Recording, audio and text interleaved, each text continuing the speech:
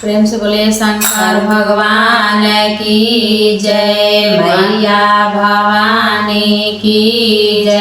साचे दरबार की जय। हर हर महादेव।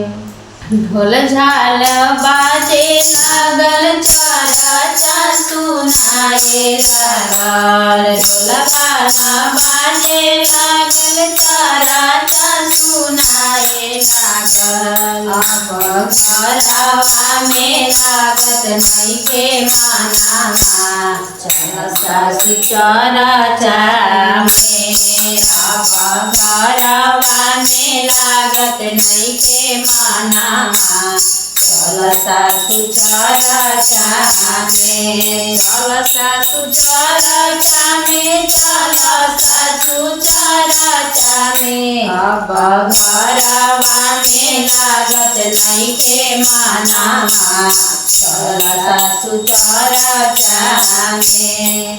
ओ घरवा में रहबू सासु झगड़ा तू करबू हो।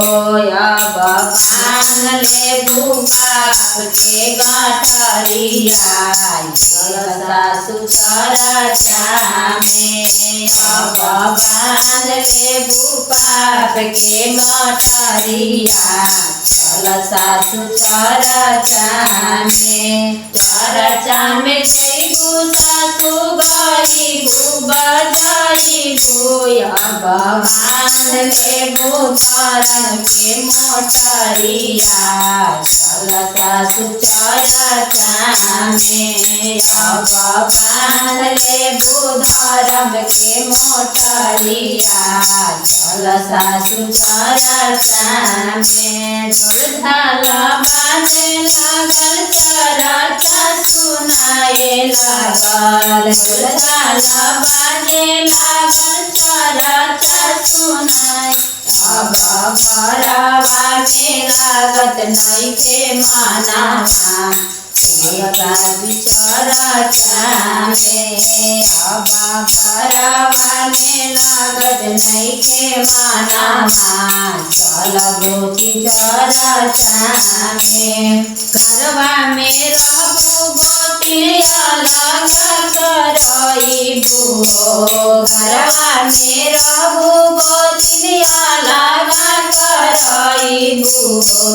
अब बांध लेबू बाप के मोटरिया चल गोती चरचा में। तू बांध लेबू बाप के मोटरिया चल गोती चरचा में।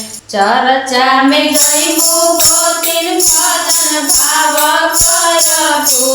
चरचा में गइबू गोतिन भजन भाव करबू। अब बांध लेबू धरम के मोटरिया चल गोती चरचा में। अब बांध लेबू धरम के मोटरिया चल गोती चरचा में। ढोल झाल बाजे लागल चरचा सुनाए लागल। अब घरवा में लागत नइखे मानवा चल सासु चरचा में।